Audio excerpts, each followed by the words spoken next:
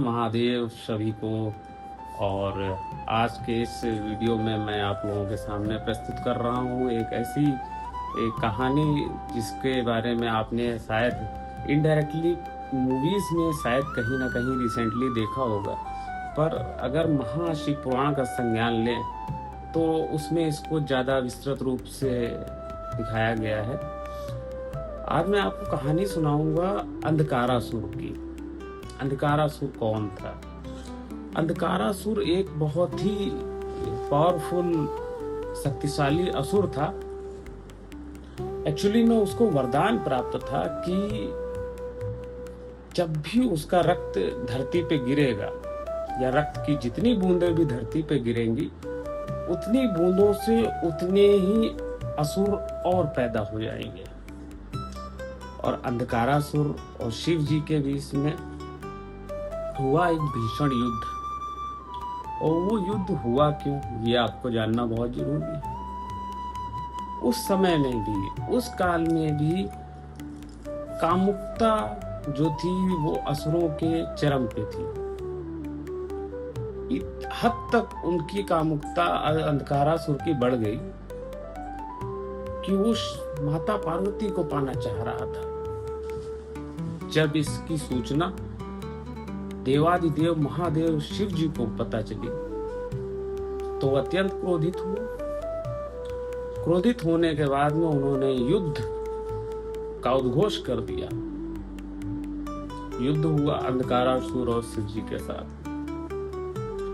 अब जितनी बार भी शिव जी अपने त्रिशूल से अंधकारासुर के शरीर पे घाव करते,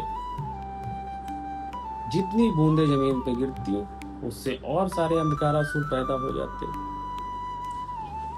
अब शिव जी बड़ा परेशान कि वो अपना पूरा प्रयास कर रहे थे कि मैं इसको हरा दूं, परंतु उसको वरदान प्राप्त था। उस वरदान के कारण जितनी बार जमीन पे रक्त गिरता, बहुत सारे अंधकारासुर पैदा हो जाते।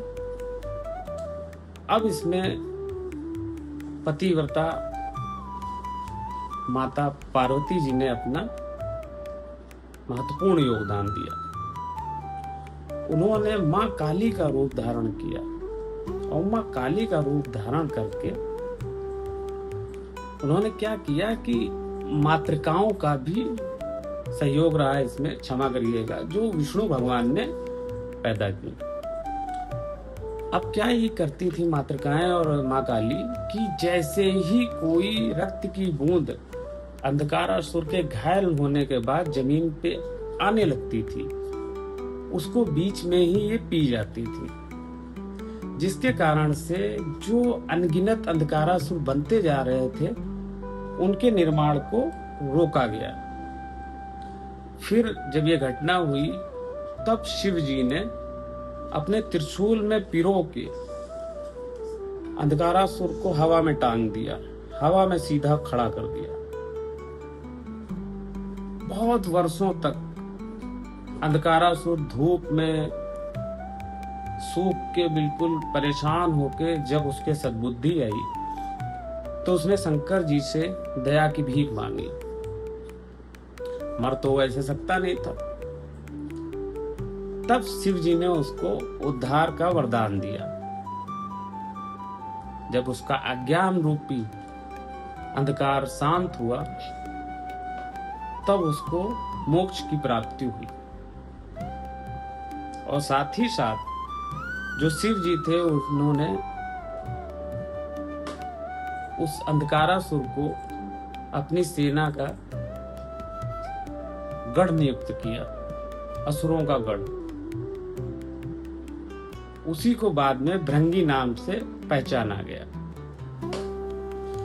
तो इस कथा से शिव पुराण की एक बहुत ही रोचक और ऐसी कथा है जिससे हमको ये पता चलता है कि जब हम अंधकार में, अज्ञान में, संसार में जी रहे होते हैं तो हमको ये ज्ञान नहीं होता है कि हर चीज का अंत होता है। और जब हम कुछ अताताई करते हैं तो उसका अंत तो अवश्य ही होता है। तो हमें भी अपने जीवन में इस चीज को ध्यान रखना चाहिए कि कभी भी कोई ऐसा कर्म नहीं करना चाहिए जिसका परिणाम बहुत ही दुखद हो और जिसके पश्चाताप के लिए हमको बरसों विभिन्न प्रकार की परेशानियां झेलनी पड़े। वो तो अंधकारासुर था, शिव जी ने दयालु हैं, बहुत दयालु हैं, उन्होंने क्षमा कर दिया।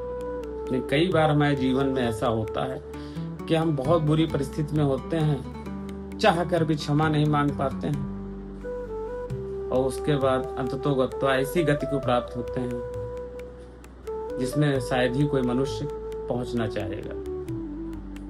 तो आज अपनी वाणी को यहीं पे विराम देता हूँ। आगे आपको महाशिव पुराण की एक और ऐसी ही रोचक कथा, जिससे हमें जीवन के संबंध में कुछ संज्ञान प्राप्त हो, कुछ लाभ हो हमें जीवन जीने की अपनी शैली में, उसको लेके प्रस्तुत होऊंगा।